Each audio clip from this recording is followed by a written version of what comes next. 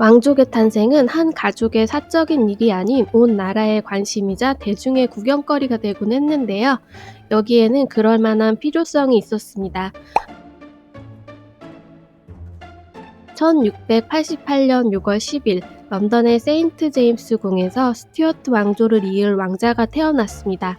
당시 왕이었던 제임스 2세는 첫 번째 부인과의 사이에서 낳은 딸만 둘 있었기 때문에 이 아들은 장차 스코틀랜드, 잉글랜드, 아일랜드의 왕위를 이을 보물 같은 존재였습니다. 하지만 축제 분위기여야 할 궁정엔 불안감이 감돌았고 의회는 탐탁지 않은 눈빛으로 이 탄생을 바라봤습니다. 여기에는 그럴 만한 당시 상황이 있었는데요. 당시 영국은 개신교를 지지하는 의회와 친가톨릭 정책을 펼쳤던 왕 제임스 2세 사이에 종교 갈등을 빚고 있던 시기였습니다.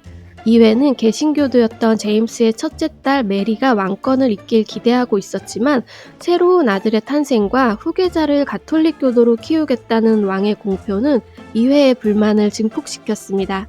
얼마 후 이상한 소문이 의회를 중심으로 퍼지기 시작했는데요.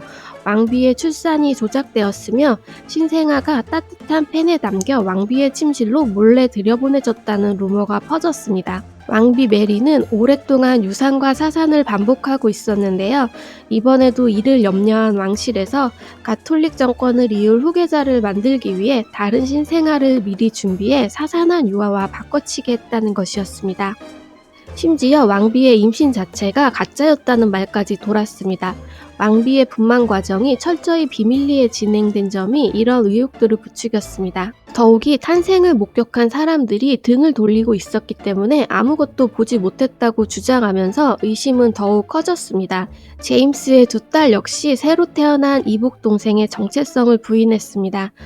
동생은 언니 메리 공주에게 편지를 써서 계모가 가짜배로 임신을 속인 것 같다며 진짜 동생인지 아닌지 믿을 수 없다고 말했습니다. 왕자의 정당성이 위협받을 지경이 되자 더 이상 소문을 무시할 수 없었던 왕 제임스는 출산을 목격한 증인들을 여러 차례 소환하여 출산을 증명했지만 당시의 정치적 분위기는 이미 제임스 2세의 친가톨릭 정책에 대한 반감으로 물들어 있었기 때문에 소문을 잠재우는 데는 역부족이었습니다. 의회는 이런 루머를 정치적으로 유리하게 이용했습니다. 결국 의회는 개신교도였던 오렌지공 윌리엄에게 비밀서한을 보내 자국의 침략을 요청했습니다. 그는 제임스의 첫째 딸 메리와 결혼한 제임스 왕의 사이였기 때문에 왕위 계승의 정당성을 가지고 있었습니다. 비밀서한의 내용은 이러했습니다. 많은 개신교 귀족들이 제임스 2세를 반대하고 있으며 윌리엄이 군사 행동을 일으키면 잉글랜드군의 다수가 그의 편에 설 것이라는 보장이었습니다. 결국 윌리엄은 1688년 11월 약 15,000명의 군대를 이끌고 잉글랜드에 상륙했습니다. 그는 왕자의 적법성에 대한 적절한 조사를 한다는 명목으로 군대를 이끌고 영국에 들어왔습니다. 영국 군대와 귀족들 상당수는 윌리엄을 지지했으며 이에 제임스 2세와 왕비, 아들은 프랑스로 망명하게 됩니다. 이 사건은 무력 충돌 없이 정권 교체가 이뤄졌다고 해서 명예혁명이라고 불립니다. 그리고 윌리엄과 아내 메리가 왕과 여왕으로 공동 통치를 하게 됩니다. 그 후 제정된 권리장전은 왕의 권한을 대폭 감소하고 의회의 권한을 강화하여 현재 영국의 정치체계인 입헌군주제의 기틀이 되었습니다. 왕자의 탄생을 둘러싼 이 작은 스캔들은 영국 역사에 큰 변화를 가져왔으며 이 사건으로 인해 영국에선 내무부 장관은 모든 왕족의 탄생에 참석해야 하는 규칙이 생겨났습니다. 이 전통은 1936년 엘리자베스 2세 여왕의 사촌인 알렉산드라 공주가 태어날 때까지 이어졌습니다. 이런 이유에서 영국과 프랑스에서는 중세 후기부터 왕실의 탄생에 여러 명의 증인이 참석하는 전통을 이어오고 있었습니다. 1778년 마리 앙뚜아네트의 첫 출산 시 많은 사람들이 여왕의 분만을 보기 위해 몰리면서 베르사유는 혼란에 빠졌습니다. 일부 구경꾼은 좋은 전망을 얻기 위해 가구 위에 올라갔으며 커튼이 뜯어지기도 했습니다. 12시간의 진통 후 그녀는 딸을 낳았는데요. 사람들의 함성 소리와 아수라장 속에서 오랜 분만을 끝낸 마리 앙뚜아네트는 잠시 동안 의식을 잃었다고 합니다. 왕족 여성의 가장 큰 임무는 후계자 생성이었습니다. 이 과정에서 산모의 건강은 무시되는 경우가 많았고 의학 지식의 부족으로 유아와 산모의 사망률은 높았습니다. 당대 최고의 의료 케어를 받았을 왕족도 이는 마찬가지였습니다.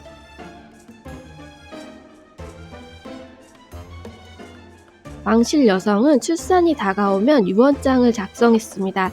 임신 사실은 임신 4개월 혹은 첫 태동을 느낀 후에야 알 수 있었습니다. 임신의 일반적인 증상은 당시 흔했던 질병들로 오해되는 경우가 많았습니다. 중세시대 유럽 왕족의 여성들은 보통 15세에서 19세에 결혼했고 출산 정년기는 20세에서 24세였습니다. 르네상스 시대의 왕족 여성의 평균 자녀 수는 약 6명이었습니다. 출산 준비 과정도 쉽지 않았습니다. 출산 예정일이 약 한 달 앞으로 다가오면 산모는 외부와 차단된 방에 들어가야 했는데요. 이곳은 여성 전용 공간으로 최대한 아기가 평온하게 세상에 나올 수 있도록 자궁처럼 꾸며졌습니다. 외부의 신선한 공기나 햇빛은 산모에게 나쁜 영향을 미친다고 생각했기 때문에 창문은 두껍고 어두운 테피스트리로 모두 가려졌으며 계절에 관계없이 난로에 불을 피웠습니다. 이곳에서 산모는 최대한 움직이지 않고 누워 있어야 했습니다. 당시에는 태어날 아기의 성별이 출산 직전에 정해진다고 생각했기 때문에 산모는 아들을 낳기 위해 끊임없이 아들을 상상했습니다. 당시의 의사들은 대부분 남자였기 때문에 의사가 아닌 여성 조산사가 출산을 주도했습니다. 왕실 조산사는 지식이 풍부하고 유능해야 했을 뿐만 아니라 매우 신뢰할 수 있어야 했습니다. 탯줄이나 태반을 포함하여 출산 시 필요한 물건이 방 밖으로 밀반출되어 판매되거나 주술에 사용되는 물약으로 사용될 수 있었기 때문에 조산사는 방에서 아무것도 가지고 나가지 않겠다는 서약을 해야 했습니다. 여성이 아이를 낳는 고통은 종교적 관점에서 필연적으로 감수해야 하는 일이었습니다. 성경에는 이브가 선악과를 따먹은 벌로 고통 속에서 아이를 낳는다는 문구가 있는데요. 따라서 출산의 고통을 덜기 위한 방법은 엄격히 금지되었습니다. 1591년 사회적 지위가 높은 한 여성이 쌍둥이를 힘들게 낳는 와중에 진통제를 요청했다는 이유로 화형당했습니다. 출산 후에도 산모는 바로 방을 나올 수 없었습니다. 출산은 종교적, 사회적 관념에 따라 부정한 것으로 여겨지는 경향이 있었습니다. 때문에 산모는 4주에서 6주간의 정화 과정을 거친 후 방에서 나올 수 있었습니다. 자연스럽게 산모는 아이의 생후 몇 주간은 떨어져 있게 되었는데요. 왕족 여성들은 아기에게 모유 수유를 하지 않았습니다. 모유 수유 같은 육체 노동은 상류층의 신분에 어울리지 않는다고 생각했으며 모유 수유가 다음 임신을 늦춘다는 가능성 때문에 더 많은 후계자를 제공해야 하는 왕비에게 모유 수유는 권장되지 않았습니다. 대신 젖먹이 유모를 따로 고용했는데요. 젖먹이 유모와 아기는 종종 친밀한 유대감을 갖기도 했습니다.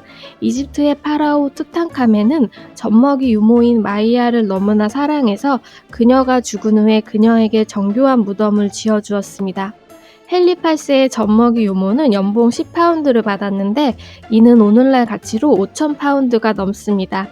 또 어린 헨리 8세의 요람을 흔들어 재우는 업무를 맡았던 여성은 연봉 3파운드 8실링 8펜스를 받았다는 기록이 있습니다. 오랫동안 이어온 이런 출산 관행은 9명의 자녀를 출산한 빅토리아 여왕 시대에 큰 변화를 맞았습니다. 그녀는 공개 출산 관행을 금지하고 사적이고 가족적인 행사로 만들기를 원했습니다. 또 출산 중 클로로포름을 사용했는데 당시 교회와 일부 의사들은 출산 중 진통제 사용을 반대했습니다. 그러나 빅토리아 여왕은 신의 축복이라 부르며 마취제 사용을 지지했고 점차 보편화되어 오늘날에 이르게 되었습니다.